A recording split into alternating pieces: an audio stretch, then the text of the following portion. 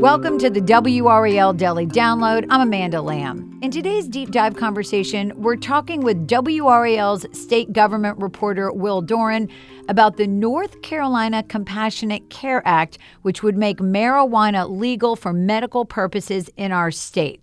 Welcome to the program, Will.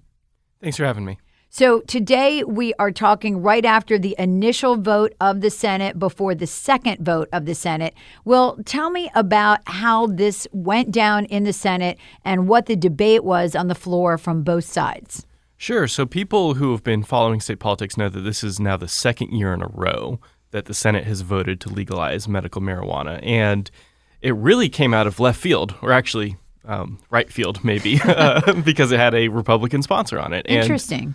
And this is something that Democrats have been pushing for years in North Carolina, and it just, was ignored. But then suddenly, one of the most powerful Republicans in the state legislature, Senator Bill Rabin, who's a veterinarian from Southport, put his name on this bill and said, hey, this is something that I think is important. And I talked to Senate Leader Phil Berger yesterday, and, it was a pretty commanding vote in favor of this. It was 36-10 in the 50-member Senate. So, you had over 3 times as many people voting for it as you did voting against it. And I asked him, what happened? How are all these, Republicans voting for, to legalize marijuana? And he said really a big part of it was Senator Rabin's personal story. He's a cancer survivor and, really kind of, was willing to, make himself a little bit vulnerable and tell his story to a lot of his colleagues and really sell it that way. That's fascinating. So what did he say about how, I guess, marijuana, if he was able to use it during that time when he was going through treatment, what did he say it meant to him? Yeah, he's always not quite answered that question on, okay. Usage, but it at least got him researching it and thinking about what it could mean for somebody going through treatment. Because there's so much pain and nausea associated with cancer, and that's one of the medical ailments that this bill will allow doctors to prescribe marijuana for if it does pass. This is something that really has kind of been going on behind the scenes for a few years now, but it just seemed that now was the time to actually go public with it and actually push forward. And we should note, almost every state in the country has done this already. North Carolina is one of a small number of outliers who haven't. I think I read in some of your reporting that all but 13 states have laws about medical marijuana. And I think, let's backtrack for a minute. I think it's a little confusing right now because there are states that have medical marijuana laws. There are states that allow marijuana. And then there's all these other things, CBD and hemp and Delta 8 or 9. We do not have any legalization of actual marijuana currently in North Carolina, correct? Correct. You can go to a CBD store and pick up, products like you just mentioned, like, CBD oils or hemp, things like that. And hemp is a close cousin of marijuana. It's virtually the same plant, but the key difference is it doesn't have that psychoactive component, THC. Right. And I think, is there some kind of rule about there's allowed to be like a trace amount, but it's right. but it can't rise to a certain level. Right. That's kind of the differentiation between hemp and marijuana. Now, you mentioned cancer as one of the things on the list that this could be used for. What are some of the other things? A big one is PTSD. Actually, one of the biggest groups that has been lobbying for this down at the legislature have been veterans, and particularly younger veterans, from the wars in Iraq and Afghanistan. Some older veterans as well, Vietnam age. But they've been saying, look, the VA system is giving us these just cocktails of a dozen pharmaceuticals for me to treat my PTSD, and it just didn't do anything for me. And my friend told me about marijuana, and so I tried it. And it really improved my symptoms. And, we heard a lot of really emotional testimony from people, talking about how they, were holding a gun against their head one night and, almost pulled the trigger, but just decided to give it one more shot and try this, one kind of what they thought was maybe a last ditch effort, of like to relax their mind. Right, exactly. And a lot of them said this really works. And kind of building on that, we've also seen I mean, we have two of the biggest military bases in the world here in North Carolina with Fort Bragg and Camp Lejeune. And, those are in kind of more rural areas of the state represented by Republicans. And that big outcry of support from the veterans groups in those areas has actually kind of led a lot of Republican lawmakers to get on board with this. I mean, that's a really powerful lobby when you think about it. People who have served our country who are saying, hey, this works for me based on what I've been through. Right. Not only this works for me, but what we're doing currently isn't working for me. Right. And we, it's not that like and we're supposed to want to get high. Sure. No, we're supposed to be supporting veterans, obviously.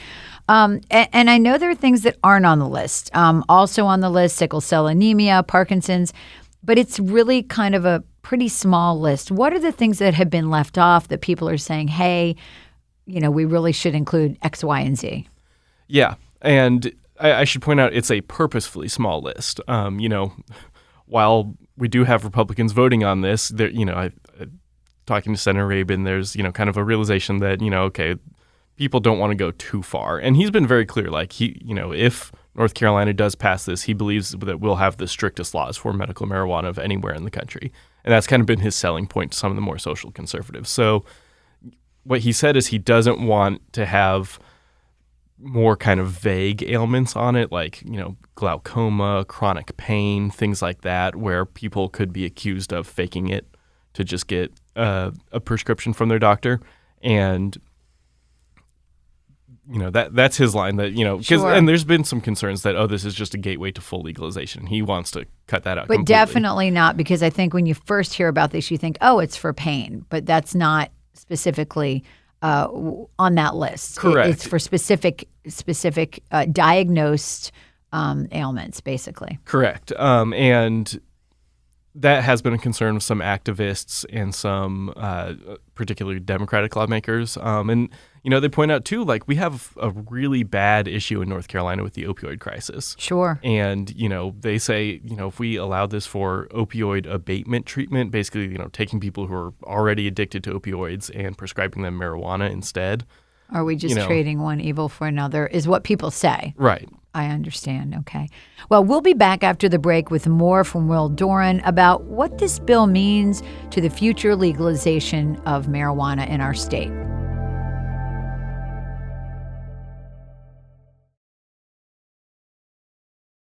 Welcome back to the WRAL Daily Download. I'm talking with Will Doran about the legalization of marijuana for medical purposes.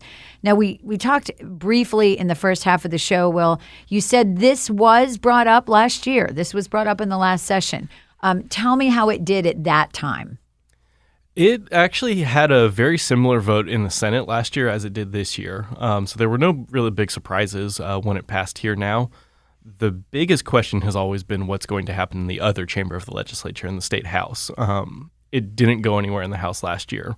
But talking to some of the leaders in both the House and the Senate, it sounds like Republicans there are a little bit more on board this year. It wasn't a case where it went up for a vote in the House and failed. The leadership just wouldn't allow it for a vote at all.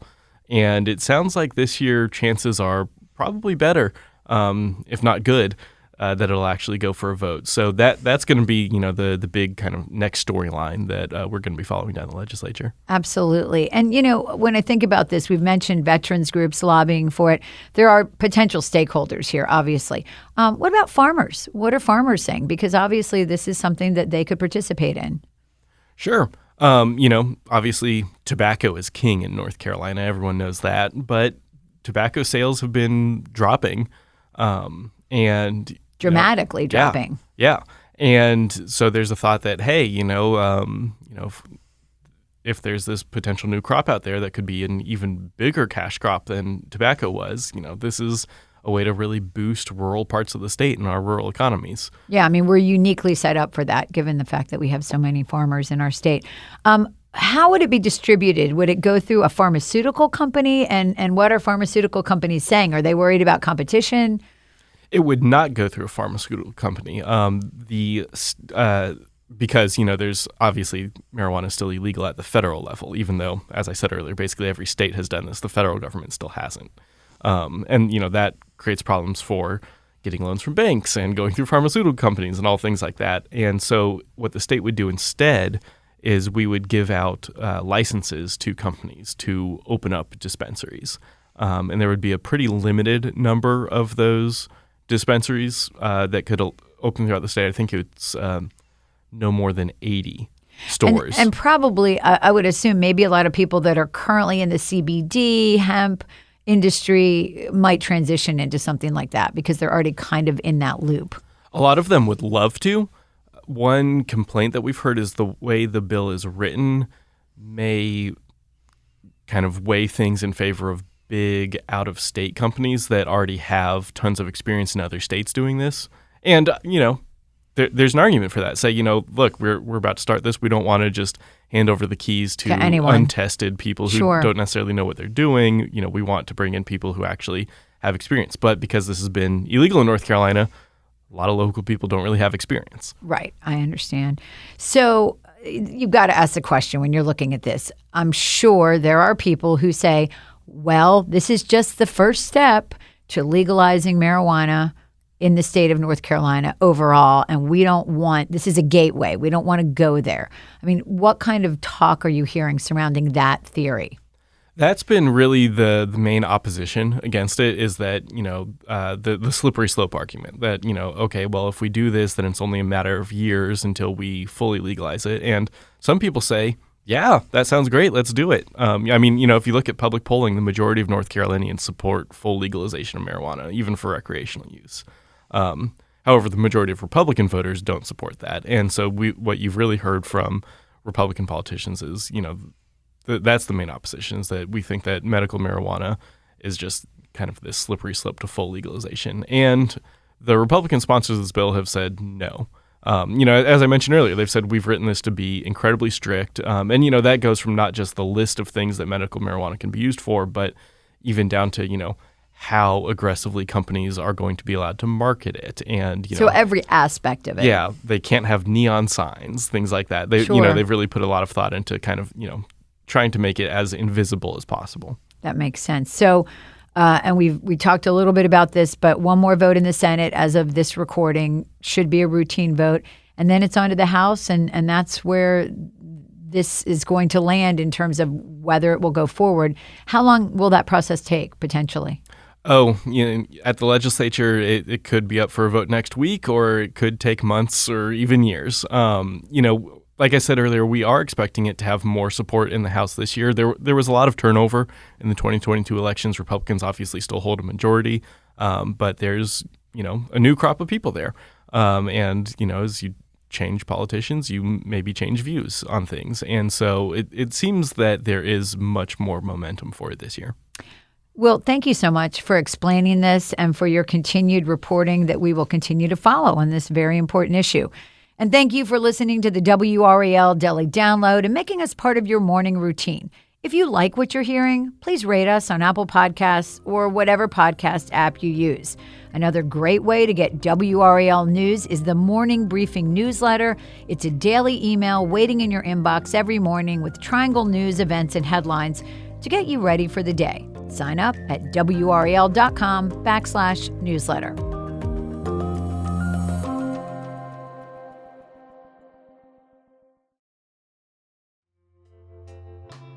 Leave a comment and share this video with your friends. With daily uploads, there will always be a conversation.